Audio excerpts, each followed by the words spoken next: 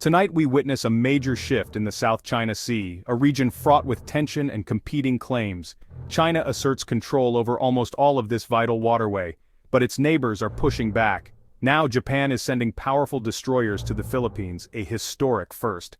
For the first time, Japanese warships will sail under a Filipino flag, sending a clear message to Beijing.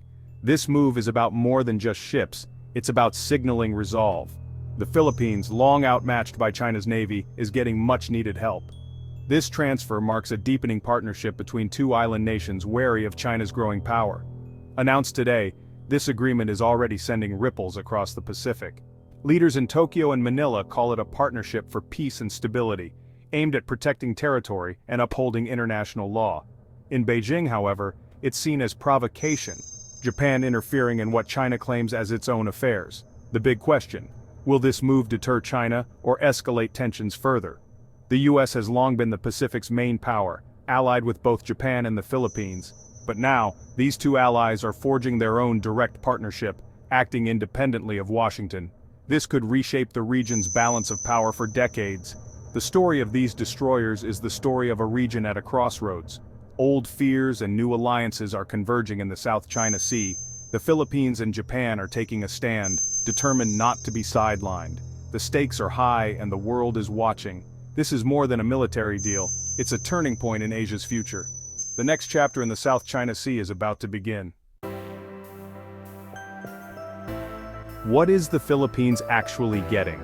The Abu Kuma class destroyers, fast, well-armed, and a huge upgrade for Manila's navy. Built in the late 1980s, these ships aren't the newest, but for the Philippines, they're a game changer. Each ship boasts a rapid-fire cannon, anti-ship missiles, torpedoes, and advanced anti-submarine systems. This is a leap forward for a navy that's relied on aging patrol boats. The ability to detect and counter submarines is something the Philippines has never had before. These ships are tough, reliable, and well-maintained by Japan. Imagine being a Filipino captain. Now you have radar, missiles, and real deterrence. This changes the dynamic in disputed waters like the West Philippine Sea. The deal isn't just about hardware, it includes training and support. Japanese naval experts will work side by side with Filipino crews, building a new level of cooperation. This partnership brings the Philippine Navy into the modern era. It's a symbol. The Philippines is no longer willing to be pushed around. The destroyers represent a new confidence and a stronger presence at sea. For Japan, it's about building trust and interoperability with a key neighbor. For the Philippines, it's about finally having the tools to defend its waters. This transfer is a milestone in regional security. It's not just about ships, it's about changing the balance at sea. The message is clear: the Philippines is ready to stand its ground.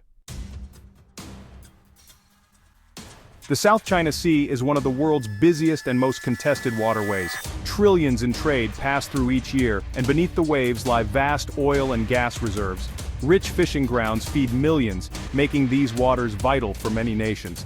Multiple countries claim parts of the sea, but China's claim, marked by the 9-dash line, covers nearly 90% of it. An international court rejected China's claim in 2016, but Beijing ignored the ruling.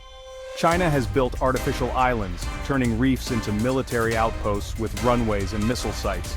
Its Coast Guard and maritime militia swarm disputed areas, intimidating neighbors and blocking access. Tensions are constant: water cannons on Philippine boats, cables cut on Vietnamese ships, US warships shadowed. For the Philippines, defending its rights is a daily struggle against a much larger force. The arrival of Japanese destroyers will put Manila on a stronger footing. These ships will enter a volatile environment where every move is watched. The stakes are high, so is the risk of miscalculation. The South China Sea is a flashpoint, and the new alliance is raising the stakes. The region's future may hinge on what happens next. The world is watching as the balance of power shifts at sea. Why is this deal happening now? Urgency is driving both Manila and Tokyo. The Philippines faces escalating confrontations with China, especially at flashpoints like Second Thomas Shoal. China is trying to blockade Filipino Marines, hoping to force them out. Manila's new leadership is taking a tougher stand, demanding action, not just words. Acquiring Japanese destroyers is a practical step to back up that resolve. For Japan, the stakes are also high. Its energy lifelines run through these waters. If China controls the South China Sea, Japan's economy is at risk. Japan also faces its own disputes with China in the East China Sea. By helping the Philippines, Japan is protecting its own interests and regional stability. This deal is about more than friendship, it's about survival and strategy. Japan is stepping up, building a network to balance China's power. The message assertiveness will be met with unity and resolve. Japan's decision to send destroyers abroad marks a dramatic shift.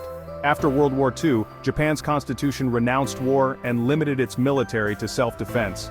For decades, Japan avoided exporting weapons or intervening in conflicts. But rising threats have forced a rethink. Japan has gradually expanded its military role, first peacekeeping, then collective self-defense. Now it's providing real warships to a partner on China's doorstep. This is part of Japan's vision for a free and open Indo-Pacific, where all nations follow international law. By strengthening partners like the Philippines, Japan hopes to deter aggression and maintain stability. The move is controversial at home, with some fearing entanglement in future conflicts. But leaders argue that inaction is riskier. Sending destroyers is a bold step, proof that Japan is now a major security player, not just an economic power. The region is changing and Japan is leading that change. This deal is the clearest sign yet of Japan's transformation. The era of Japanese pacifism is giving way to a new era of proactive security. For the Philippines, this deal is about defending sovereignty.